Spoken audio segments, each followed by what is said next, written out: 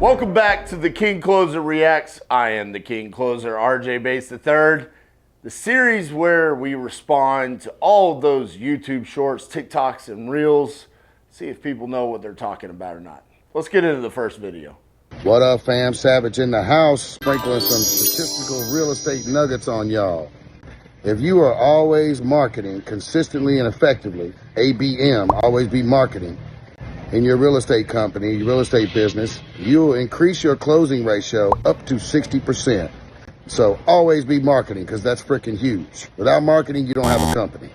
Now, if you know creative financing, seller finance, sub-2, lease option, lease purchase, wraparounds, et cetera, if you know how to do that and you're effective at that, you increase your closing ratio up to 200 to 600%. I don't know how they calculate these hundreds of percents, but it's research, statistical, factual data, okay?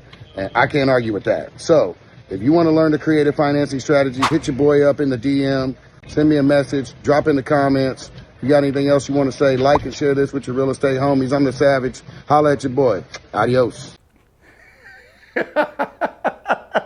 Oh my God. The only thing I can think about is, and this is perfect. My team picked these out. I had no idea this was coming. But it's WrestleMania week, and I'm a huge WWE fan. And if you've never seen this before, Jordan, you might have to go find this. Steiner math. All right? Steiner did this where he was like, your chances of winning drastically go down. See, the three-way at sacrifice, you got a 33 and a third chance of winning. Makes no sense whatsoever. I don't know what our savage homie over here is talking about, man. Always be marketing. ABM, you're going to go up 60%. Brother, I don't know. If you know sub-2 and seller finance, you can go up 600% on your closing rate. I don't know what math or research that's done by. There's no sources credited in that math right there. But I think he does have a solid point. Maybe he could have left out the math. But if you're always marketing, yes, you are going to get more deals. I don't know if that necessarily means that your closing ratio is going to go higher. You might increase the volume of closes. And then creative finance. Yes, if you have more acquisition strategies, of course you're going to be able to close more deals.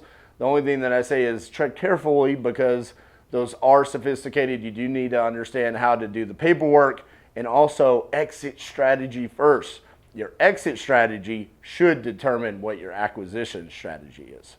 Nothing really happens without acquisitions. Is that true?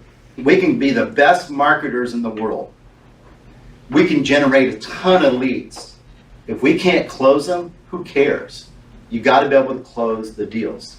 The better you get at closing those, you will be able to work not near as hard. You come in a position where you're not chasing. Okay, and that's a big component. Stop chasing. Okay, and that's where a lot of people really make a big mistake in this business. They chase, and become the person that where leads come to you, and then just work the sales process. Because here's the thing: if you work the sales process correctly, you will close all closable deals. So, love Jerry, one of the OGs in the industry, and listen, I just got done, like 10 feet that direction. Just got done doing our Titanium University implementation call. And I did a seller call review of myself. And when I got done with it, I asked everyone. There was like 105 people on the call. I said, you guys want me to show you how to do it right now? And they were like, yeah, let's do it. Hopped on the speed of lead. I bought 4 leads. 2 bad numbers. Third one, voicemail. Fourth one, picked up. Closed deal, signed contract.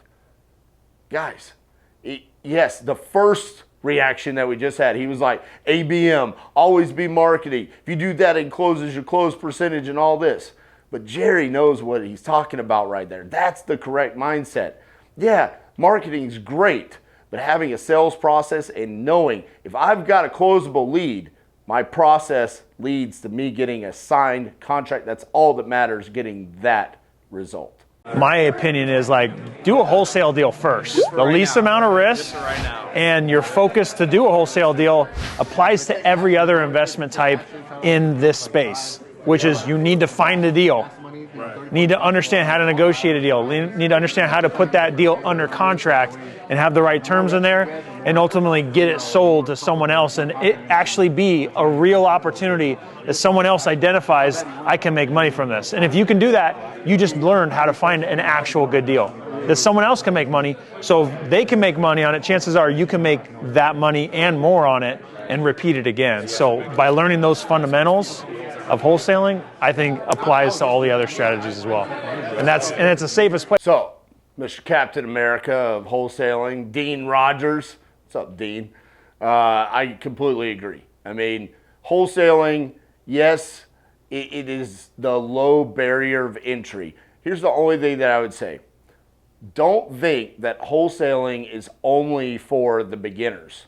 It can also be the destination. It can be the business that you actually run. Don't fall into the shiny object, meaning that just because wholesaling has a low barrier to entry, it doesn't have to be the business that you actually get stuck on. See, that's what hurt us in 2018 and 2019 when we thought we had to get into flipping and rentals and all these other things. We were just a really damn good wholesaler, and we should have lived in that space, and that's what we're doing now. My life's better because of it. So I locked up a couple properties in South Carolina. Tenant occupied, and the guy said that the tenant's my responsibility. You're going to have to evict it. If you're going to try to wholesale it, whoever you're wholesaling it to, they don't want to do the eviction process. They want you to do the eviction process. Then that's the dilemma, man, because you don't have the right to evict them. Only the owner has the right to evict them. If it's a really good deal, like buy it, fuck it, go through court. But if you're just making 10, 15, I don't know if you want to go through that trouble. Oh, Uncle Charles. Okay, so there's a couple different scenarios on how this can play out. If I'm talking to a seller and the seller says, I don't want to deal with those problem tenants, what I like to tell them is we can solve any problem. Just every problem that you want us to solve comes with a price tag. So if you want us to evict those tenants, we're going to need that property for cheaper at a more steep of a discount. Or we can help you and we can show you the process that you can go through to evict those tenants, and then you can sell the property for more to us or our end buyer. I think Uncle Charles is right, though. More often than not, when you go to wholesale a property with tenants that need to be evicted, your end buyers are going to extremely push back, and they're not going to want to take on that problem.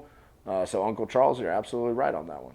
Steal this strategy if you're having trouble disclosing you're a wholesaler without saying the word wholesaler. When you're talking to a motivated seller or a real estate agent and you want to tell them you're going to wholesale the property without saying you're a wholesaler, here's what I say. Because I'm not sure how I'm going to take title yet, whether that be closing my name, closing one of my business's names, or closing one of my partner's business's names, I'd like to keep the contract assignable so that I have flexibility when it's time to close. That's it. You sound confident, professional, and you just told them that you're going to wholesale the property without saying you're a wholesaler. So feel free to... Or you could just say you're a wholesaler. I mean, why do we have to overcomplicate things? I mean, I understand that there are people out there that really struggle with just being that raw and transparent, but I have numerous videos up for you guys to see how I successfully tell a seller, Mr. Seller, I have no desire to buy your property in Hobbs, New Mexico.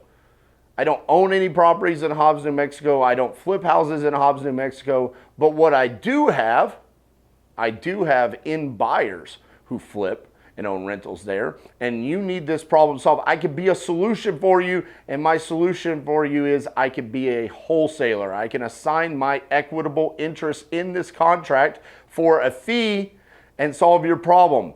There's nothing wrong with saying that either. It's basically saying the same thing, except you're just saying the complete truth. All right, guys, that's our episode of The King Closer Reacts. Let me know what you guys think on my takes on today's videos. Make sure you show us some love on this video. Give us a like. We'll see you guys tomorrow.